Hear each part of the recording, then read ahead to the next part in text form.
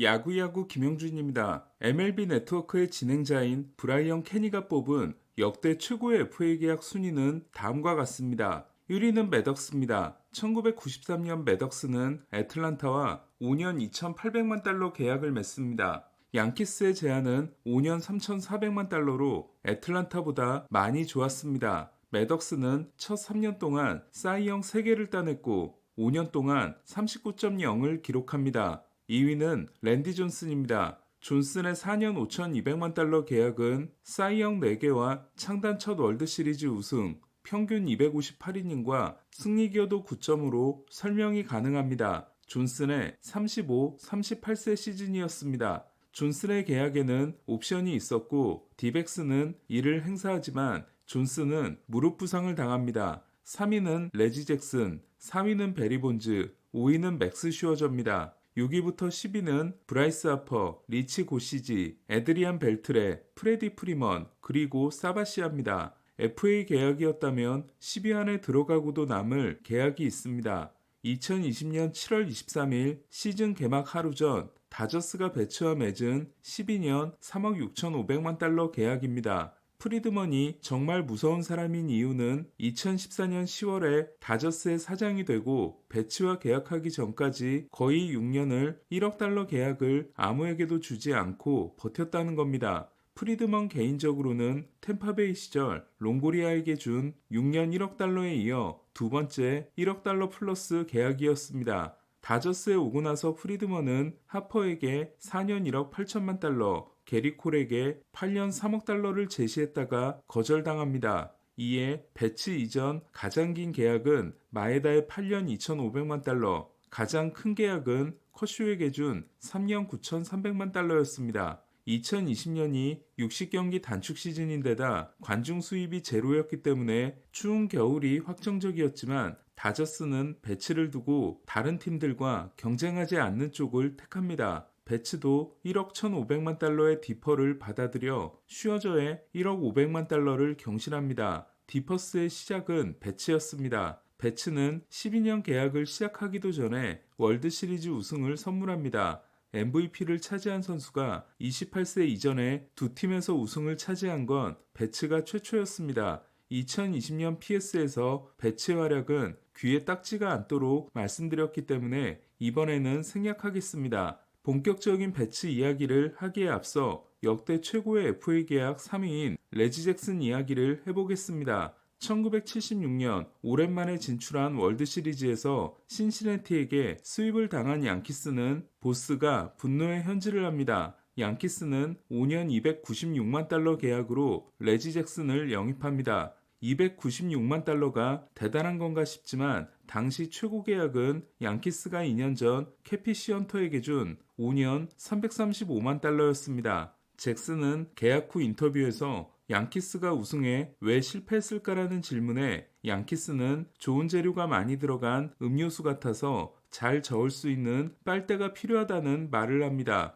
하지만 SI에 실린 내용은 그 역할을 못하는 서먼 먼슨 대신 내가 할 수 있다고 한 걸로 나옵니다. 먼슨은 이 기사를 읽고 잭슨을 원수대하듯 했으며 캡틴을 모욕했다고 생각한 다른 양키스 선수들도 잭슨을 적대시하게 됩니다. 하지만 월드시리즈에서 잭슨은 빨대 그 자체였습니다. 이미 오클랜드에서 월드시리즈 MVP가 됐으며 3번의 우승을 경험한 잭슨은 1977년 월드시리즈 6차전에서 베이브 루스 이후 처음으로 3홈런 경기를 달성합니다. 이후 푸올스와 산도발도 달성하지만 시리즈의 승패가 결정된 클린치 경기는 루스와 잭슨뿐입니다. 잭슨은 이듬해 월드시리즈에서도 엄청난 활약을 하지만 MVP는 버키 덴트였습니다. 최초의 월드시리즈 3회 MVP를 아깝게 놓친 잭슨은 1972년부터 1978년까지 7년 동안 두 팀에서 5번의 월드시리즈 우승과 2개의 MVP를 차지합니다. 다시 배츠 이야기로 돌아와서 2020년 가을 배츠는 다저스라는 음료수를 잘 섞어줍니다. 특히 NLCS 5, 6, 7차전의 퍼포먼스는 충격 그 자체였습니다. 저는 장기 계약 소식을 전한 2020년 7월 영상에서 이 계약이 성공하려면 다저스가 월드시리즈 우승을 2번에서 3번은 해야 할 것이라고 말씀드린 적이 있습니다.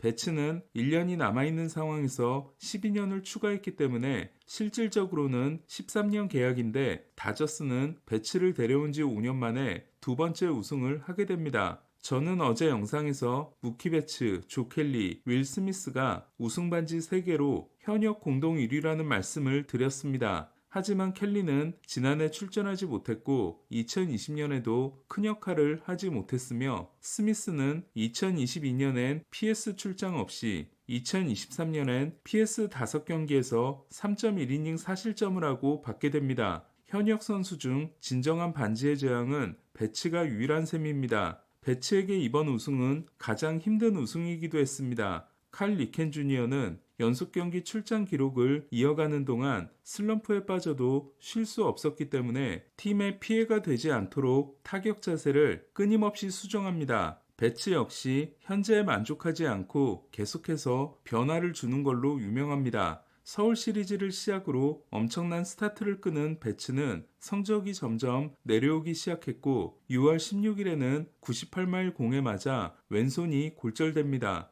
장기 결장이 처음이었던 배츠는 랜돈처럼 뻔뻔하지가 못했고 백이종군의 마음을 담아 2번 타자 우익수로 복귀합니다. 테오스카에 따르면 배츠는 3할 타율에 신경을 쓴 나머지 타격 자세에 손을 댑니다. 로버트 반스코야 코치에 따르면 시즌 종료를 앞두고 여러 가지 테스트를 하던 배츠에게 안 좋은 습관이 생기게 됩니다. 배츠는 부진에서 탈출하기 위해 하루 400번의 스윙을 합니다. 샤워를 하러 가다가 돌아와 스윙을 다시 시작한 적도 있었습니다. 하지만 부진 탈출의 기미는 보이지 않았고 디비전 시리즈 2차전까지 PS 20타수 무안타와 44타수 3안타가 이어집니다. 배츠는 2022년과 2023년 PS에서 25타수 2안타 무홈런 1타점으로 크게 부진했고 다저스 조기 탈락의 원인이 됩니다. 배츠는 부담을 떨치기 위해 와일드카드 시리즈 기간 TV쇼에 나가고 채널 운영도 계속합니다. 그러면서 동료들에게는 커리처럼 한번 들어가기 시작하면 계속 들어갈 것 같다고 합니다.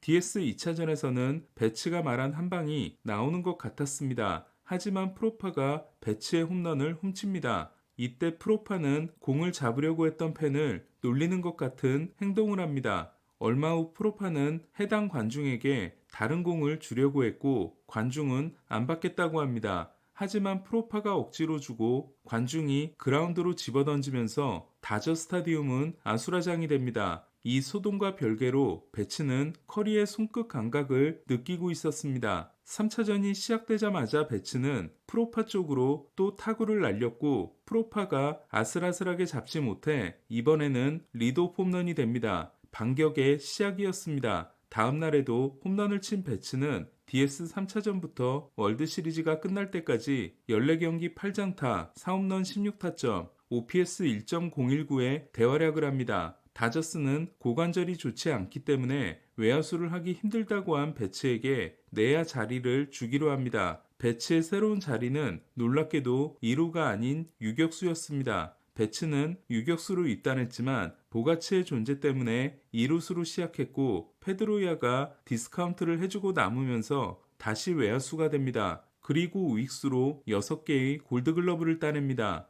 2016년 이후 배츠는 우익수로서 플러스 58인 반면 2루수는 696이닝에서 마이너스 2, 유격수는 629이닝에서 마이너스 6입니다. 내야로 들어올 거라면 2루가 더 안전합니다. 배츠는 지난해 시즌에 앞서 풀타임 2루수가 되기로 하고 오프 시즌 내내 2루 준비를 했다가 럭스로 인해 급하게 유격수를 맞습니다. 배츠는 분위기가 다운되는 걸 막기 위해 골드글러브와 실버 슬러거를 둘 다 가져오겠다. 안 되면 하나라도 하겠다고 합니다. 그리고 유격수나 이루수나 홈플레이트를 바라보고 하는 건 같다며 럭스를 다독입니다. 결과적으로 배츠는 유틸리티 부문 실버 슬러거를 차지하지만 유격수 수비는 좋지 않았습니다. 배츠의 유격수 도전이 주는 의미는 오타니의 투타 겸업 제도전과 더불어 최고의 위치에 있는 선수가 더 큰 목표에 끊임없이 도전하는 모습이 다른 선수들에게 큰 자극이 되고 있다는 겁니다.